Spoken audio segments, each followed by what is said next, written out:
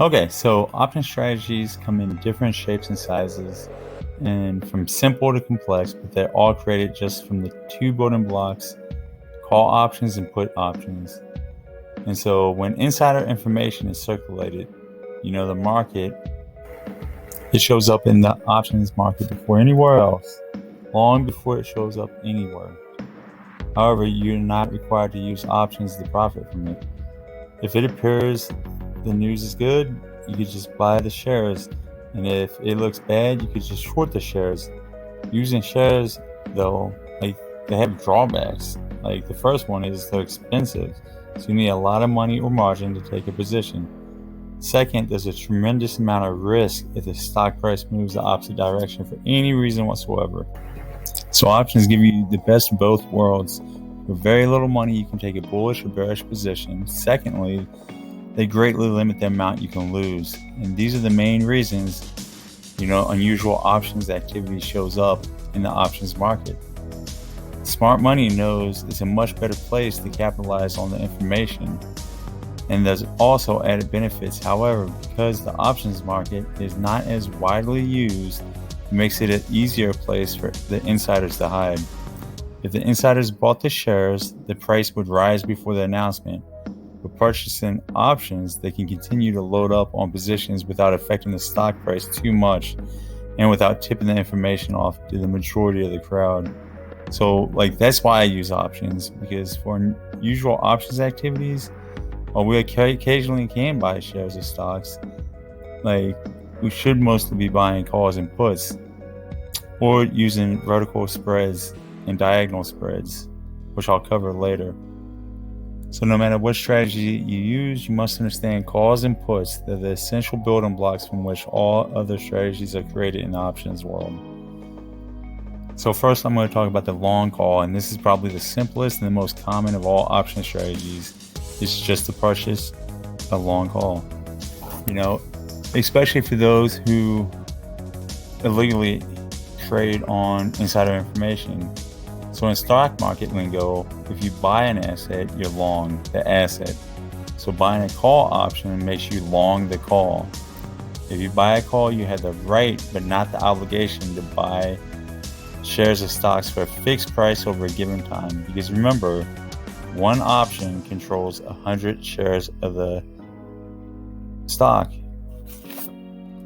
And the point of the option is by purchasing a call option, you locked in a potential purchasing price, but are not committed to ever buying the shares. It's simply a right to buy, and it's entirely up to you to make the decision. It's your option to choose. The idea may sound complicated, but you probably use simpler things to call options if you've ever been shopping during the holidays, right? So let's talk about this. Let's say you go to Best Buy for a 4th of July sale to buy a television for $1,000, only to find it's sold out. No problem. You can just come back in a few days and see if a new shipment arrives. However, that presents a risk. The sale may be over and you'll end up paying a higher price. Is there a way you can lock in today's sales price but not be obligated to buy should the price of the TV fall? So think of it like this: it's an inconvenience for you. The store manager didn't have enough TVs for the sale, so the manager might offer you a rain check, which is just a coupon saying the store will honor the sales price for a given time. In other words, you have the right to purchase the same television set for the fixed price of $1,000, perhaps over the next 30 days. However, it's not an obligation, and that means you can't lose on the deal. So no matter what happens to the price during the next month, you'll never pay more than $1,000. If the price of the TV lowers when the new shipment arrives, forget about the rain check, pay the lower price, and you're ahead. However, if the price rises, simply present the rain check and pay the lower $1,000 price. The rain check ensures you won't pay more than $1,000 over the next month. It's like the perfect solution. Well, call options work in a similar way.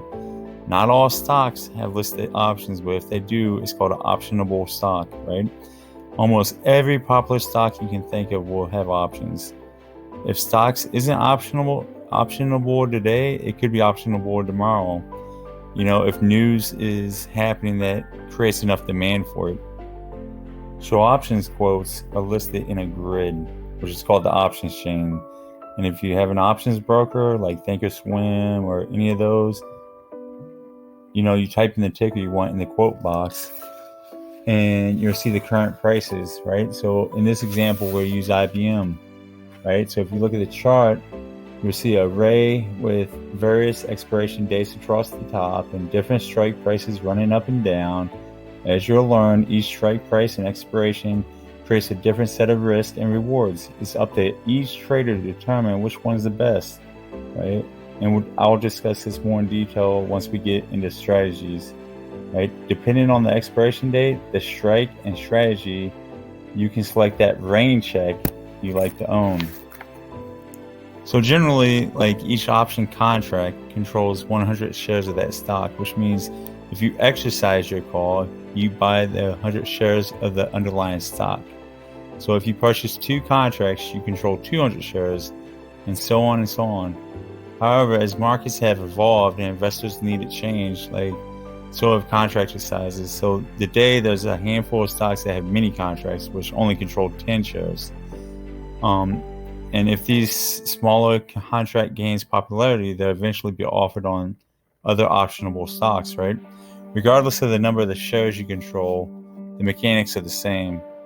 And you just always assume that you're going to control 100 shares of the underlying stocks. All right, so unlike the rain check, that are handed out for free, like you must pay for options.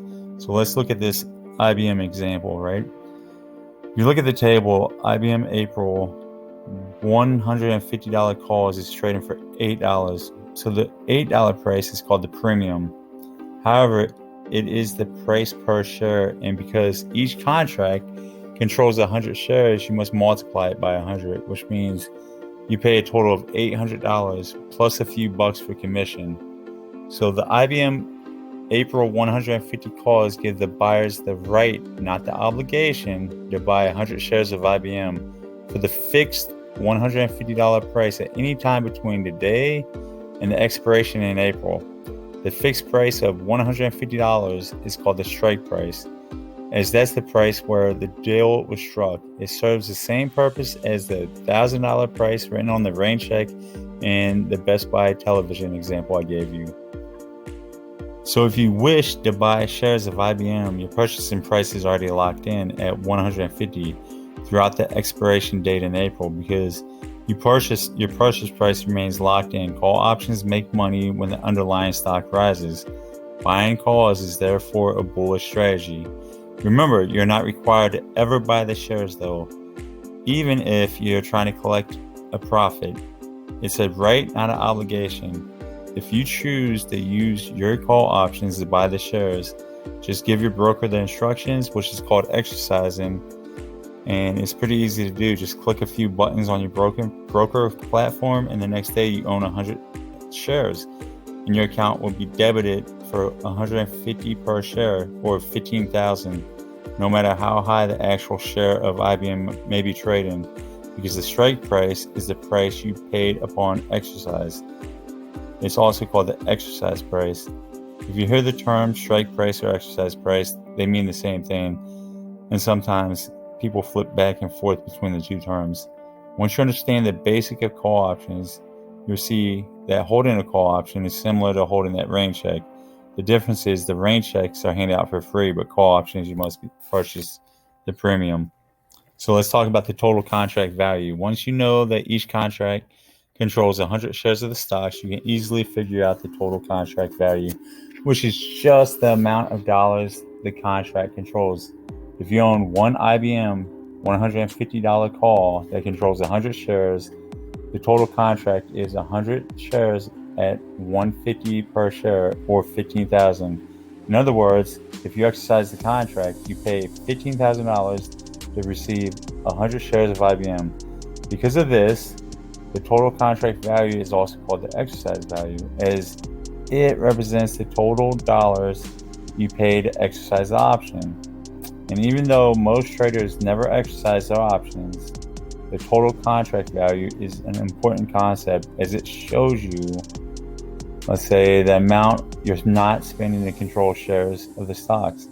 So back to the IBM example. IBM's trading for 150. You could buy the shares for 15,000 right now, or you could buy $150 calls controlling the same number of shares for $800 instead of 15,000. So you're effectively borrowing 15,000 between today and expiration. And if you exercise the contract to buy those shares, you're spending 15,000 at expiration, not today. Call options therefore provide a special kind of leverage not seen in the stock market, as you're mathematically borrowing money without actually borrowing anything.